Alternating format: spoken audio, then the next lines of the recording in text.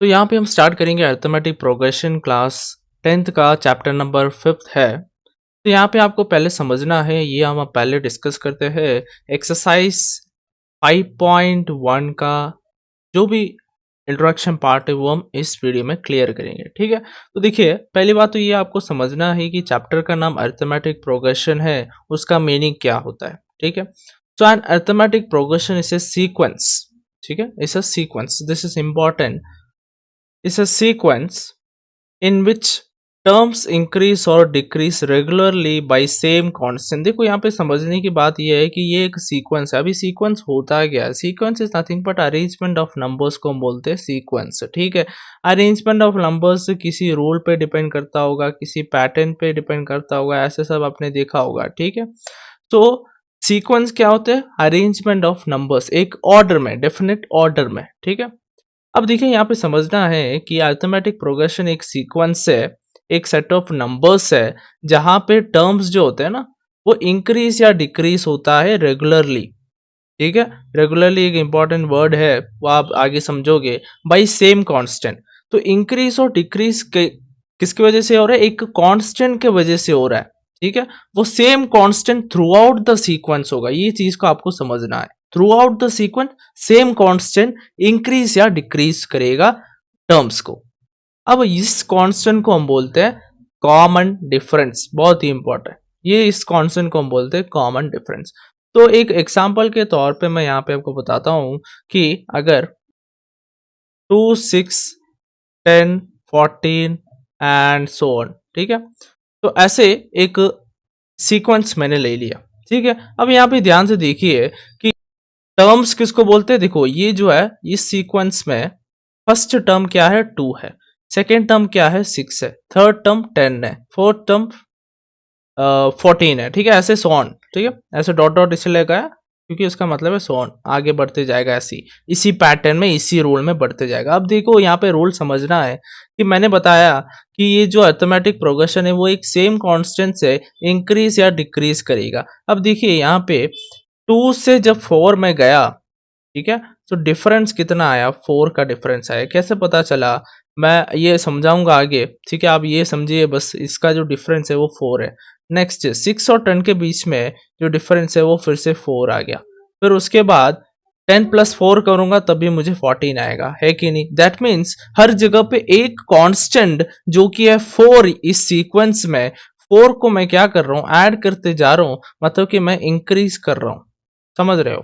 ठीक है, मैं same constant through out the sequence use करूंगा। एक और एग्जांपल लेके समझाता हूं कि डिक्रीज कैसा होगा। 24 कुछ है, ठीक है, फिर आ गया 18, फिर आ गया 12, फिर आ गया 6। ठीक है, ऐसे अगर आगे और बढ़ाना है तो आप बढ़ा सकते हो। उसके बाद 0 आ गया, फिर -6 आ गया, ऐसे। ठीक है, अब यहाँ पे समझना है आपको कि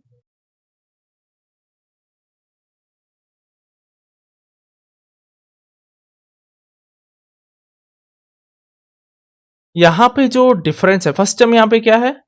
24 है, सेकेंड टर्म 18, थर्ड टर्म 12, ऐसे जाते रहेगा। ठीक है, सो ऑन। अब यहाँ पे जो कांस्टेंट है वो क्या होगा? देखिए 24 में से मैं 18 पहुंचा, कैसे पहुंचा? मैंने सब्ट्रैक्ट किया 6 को। ठीक है, 6 को मैंने सब्ट्रैक्ट किया तभी पहुंचा मैं। यहाँ पे मैं क्या करूंगा? इस सीक्वेंस में जो रूल है वो है 6 को मैं सब्ट्रैक्ट कर रहा हूँ। ठीक है, सब्ट्रैक्ट करूंगा, दैट मीन्स मैं डिक्रीज कर रहा हूँ इस सीक्वेंस में। यही मैं समझाना चाहता था, इंक्रीज या डिक्रीज हो रहा है। ठीक है, तो यहाँ पे आगे देखिए 18 से 6 गया, फिर से -6 हो गया, फिर से -6, ऐसे -6 होते गया। ठीक है, तो ये होता है अरिथमेटिक प्रोग्रेशन। तो अरिथमेटिक प्रोग्रेशन क्या होता है? एक सीक्वेंस होता है जहाँ पे इंक्रीज या डिक्रीज होता रहता है रेगुलरली। ठीक है, रेगुलरली बाई सेम कांस्टेंट। ठीक है, इसी कांस्टेंट को हम बोलते हैं कॉमन डिफरेंस। अब से आप वर्ड सेम कांस्टेंट यूज नहीं करने वाले हो, अब से आप यूज करोगे कॉमन डिफरेंस। ठीक है, तो फर्स्ट सीक्वेंस में अगर देखा जाए तो जो कॉमन डिफरेंस है वो है 4, है कि नहीं? है ना, सेम कांस्टेंट। सेकेंड सीक्वेंस में देखा जाए उसमें है हमारा कॉमन डिफरेंस -6, आप बोल सकते हो। बट ये जस्ट मैं ऐसी बता रहा हूँ, बट एक्चुअल में हमारे पास एक तरीका है फाइंड आउट करने के लिए कॉमन डिफरेंस, ठीक है। तो इसको आप भूल जाइए, +4 -4 या -6 +6 वो भूल जाइए। आगे हम समझेंगे कैसे हमें डी निकालना है, ठीक है।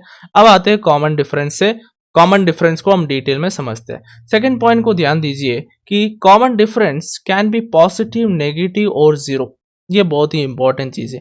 तो मैं क्या करता हूँ, पहले मैं एपी का जो टर्म्स है वो मैं समझा देता हूँ, ठीक है। तो देखिए एक एपी में, तो यहाँ पे आप समझते हैं, ये हम ले लेते हैं सीक्वेंस इसी को 2 6 10 14। तो फर्स्ट चीज ये है कि यहाँ पे आपका फर्स्ट टर्म क्या है, ठीक है। ये जो एपी है, एपी मतलब कि अर्थमेटिक प्रोग्रेशन, उसमें आपका फर्स्ट टर्म क्या है, 2 है, करेक्ट, ठीक है। तो उसको हम रिप्रेजेंट करते हैं ए से, पहला टर्म को हम रिप्रेजेंट करते हैं ए से। सो ए यहाँ पे क्या है, 2 है, करेक्ट है, ठीक है। अब आते हैं next, common difference. Common difference क्या होता है, वो होता है डी, ठीक है। उसको हम रिप्रेजेंट करते हैं डी से, इंपॉर्टेंट चीज है। अब डी को कैसे निकालोगे, ये इंपॉर्टेंट चीज है। आपको क्या करना है, उससे पहले एक और चीज मैं बताना चाहता हूं कि जो एपी है उसमें सेकेंड टर्म थर्ड टर्म देखो, यहाँ पे मैंने लिखा है 2 6 10 14, उसके आगे ऐसे जाते रहेगा। अब पहले टर्म को मैं लिखूंगा A1, दूसरा A2, तीसरा A3, ऐसे ही फोर्थ टर्म को A4, ऐसे जाएगा, ठीक है। A1 से स्टार्ट होगा, ऐसे A2 A3 A4 ऐसे जाएगा, ठीक है। अब कॉमन डिफरेंस निकालने के लिए आपको क्या करना है, इस वाली चीज को ध्यान से देखिएगा, ठीक है। आपको just second term minus first term करना है, मतलब कि A2 माइनस A1 करना है, that is 6 minus 2 which is equal to 4। Next, अब और अगर वेरीफाई करना है, आप इस सीक्वेंस में कहीं से भी उठा के देख सकते हो। देखिए नेक्स्ट आपको क्या करना पड़ेगा, A3 minus A2, third term minus second term, ये क्या है 10 माइनस 6, फिर से 4 ही आएगा। Next fourth term A4 minus A3, यहाँ पे भी आप करोगे 14 minus 10 which is equal to 4 again. तो आप देख सकते हो यही हमारा same constant which is equal to D. So D को आपको निकालने के लिए क्या करना पड़ेगा, सिंपल सी बात है, second term minus first term, नहीं तो ये सब इक्वल है, ठीक है। डी को आप ऐसे बहुत सा मतलब ऐसे तरीकों से आप फाइंड आउट कर सकते हैं, दैट मीन सीक्वेंस में second term minus first term कर सकते हो, third term minus second term, fourth term minus third term, ऐसे करते बीच बीच में से उठा नहीं सकते हो, मतलब कि थर्ड टर्म और फर्स्ट टर्म को उठा नहीं सकते हो, ठीक है। इसी ऑर्डर में second term minus first term को करना पड़ेगा, ठीक है। तो ऐसे आपको फाइंड आउट करना है डी। नेक्स्ट आता है हमारा, पहला टर्म को हम ए लिखेंगे, दूसरा टर्म को हम ए प्लस डी लिखेंगे, तीसरा term A plus 2D, A plus 3D and so on, ठीक है। तो ये इंपॉर्टेंट चीज है, ये है हमारा जनरल फॉर्म, ठीक है, general form of an AP. तो ये याद रखिए, general form of an AP.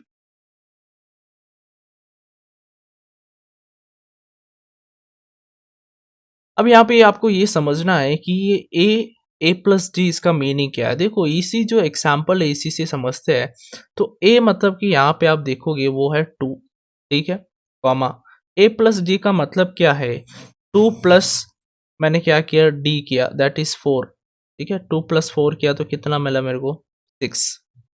Next A plus 2D, इसका मतलब है 2 प्लस 2 इंटू डी का वैल्यू 4, कितना आएगा 2 plus 8 which is equal to 10, correct.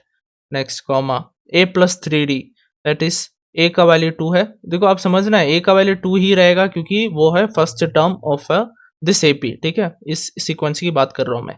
A plus 3D क्या हो जाएगा, 3 इंटू 4 विच इज 2 प्लस 12, कितना हो जाएगा 14, करेक्ट है। दैट मीन्स ये हमारा जनरल फॉर्म है। तो ये जनरल फॉर्म कैसे बना, कॉमन डिफरेंस और फर्स्ट टर्म के रिलेशन से बना, ठीक है। तो इसी ऐसे ही तुम फाइंड आउट करोगे each and every term. That means A को आप बोल सकते हो A1, second term A plus D को आप बोल सकते हो A2, third term A plus 2D को आप बोल सकते हो A3, ऐसी A4, ठीक है। यहाँ पे मैंने A1 A2 A3 A4 लिखा ना, तो वही सेम चीज है। ये A1 होता है first term which is A, A2 होता है A प्लस डी, A3 होता है A प्लस 2D, ऐसे जाते रहेगा। ठीक है, तो ये हो गया जनरल फॉर्म है ना ऑफ एन एपी। एक और चीज है यहाँ पे, मैंने लास्ट पॉइंट यहाँ पे लिखा हुआ है, which is the last term of an AP is represented by L और ए सबस्क्रिप्ट एन है, ये एन नहीं है एक्चुअली, ये ए सबस्क्रिप्ट एन है। तो ये भी इंपॉर्टेंट चीज है, last term of an AP. अब एक और चीज मैं बताना चाहता हूँ, जैसे कि इस सीक्वेंस में मैं फिर से यहाँ पे लिखता हूँ,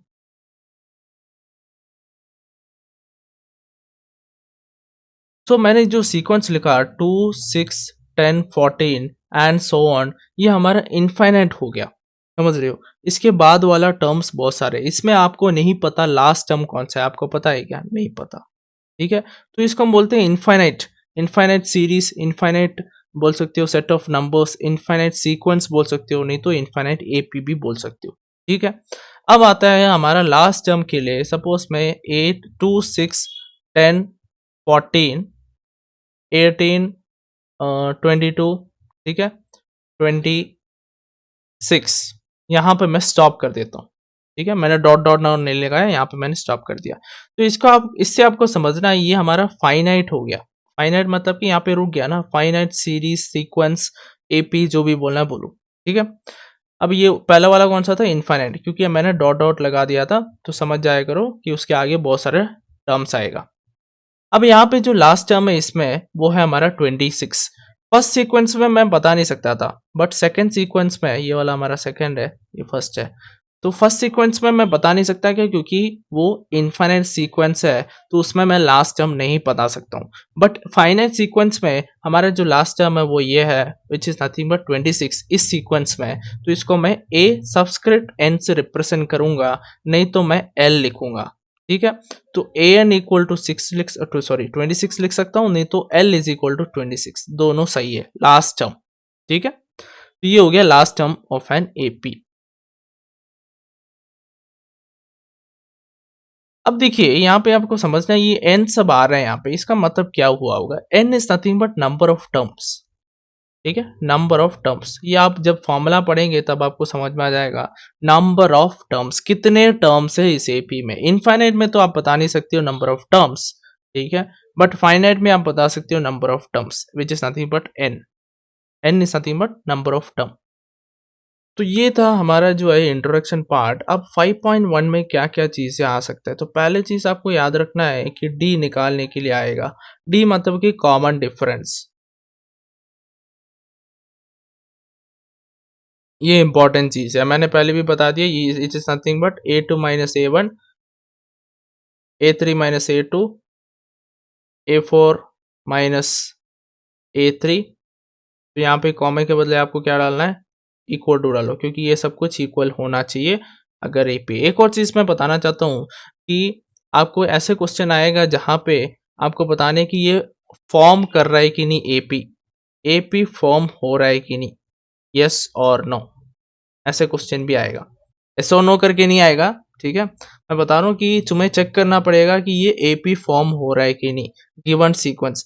फॉर एग्जाम्पल अगर मैं लिखूंगा 2 4 8, ठीक है, 11 13, ऐसा मैंने लिख दिया। अब आपसे पूछा गया है कि ये फॉर्म कर रहा है कि नहीं एपी, तो आप क्या बताओगे, आपको डायरेक्टली नहीं बताना यस और नो, आपको लिख के बताने कि कैसा नहीं हो रहा। याद रखिए एपी के लिए कॉमन डिफरेंस सेम होना चाहिए, this is the most and important rule.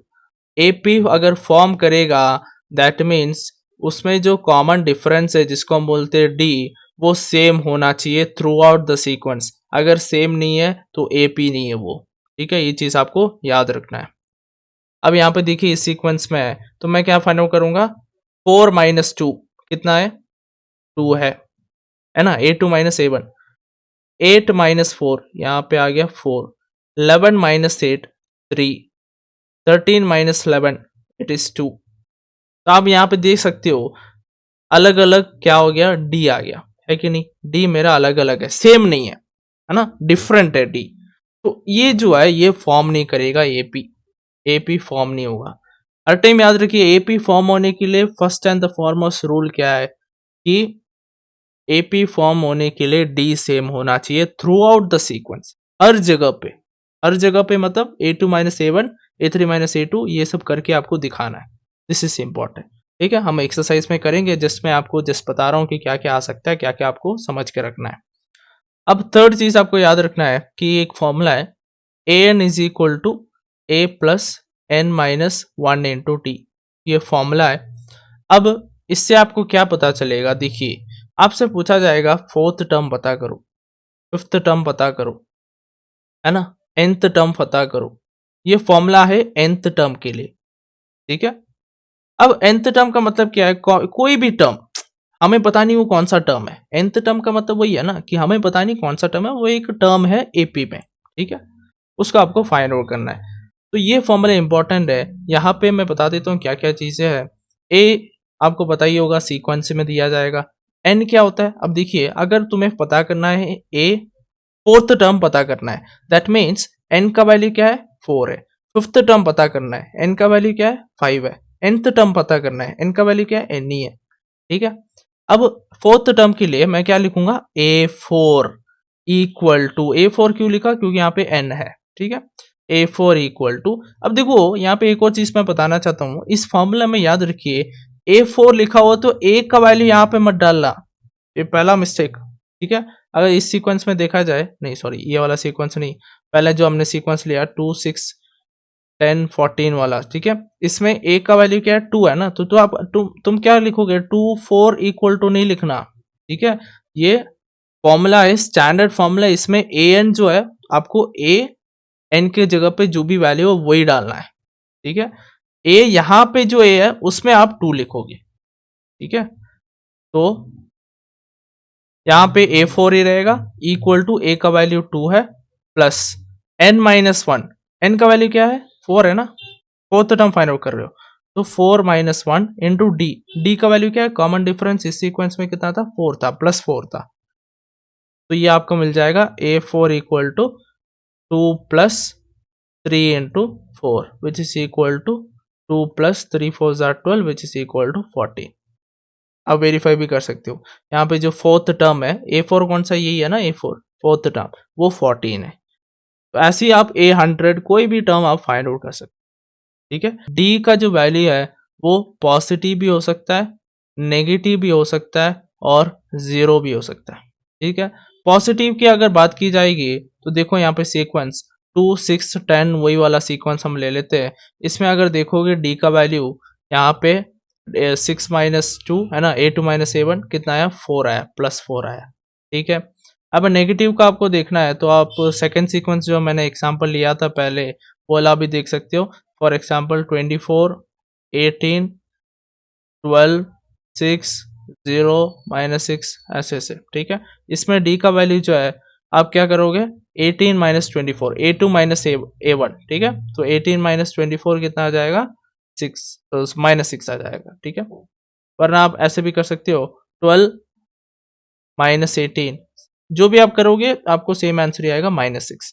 यहाँ पे भी करके देखो माइनस 6 माइनस 0 माइनस 6 माइनस 0 क्या होता है माइनस 6 ही होता है, ठीक है। तो कहीं पे भी है वो जो कॉमन डिफरेंस है वो हमारा माइनस 6 है, तो ये वाला कौन सा केस हो गया, नेगेटिव हो गया, ठीक है। ये वाला पॉजिटिव, ये वाला नेगेटिव। अब जीरो की बात की जाएगी, देखो जीरो का मतलब है कि मैं लिख रहा हूँ ऐसे 2 2 2 2 2, तो यहाँ पे क्या हो रहा है कि डिफरेंस जो है वो जीरो है, समझ रहे हो, ठीक है।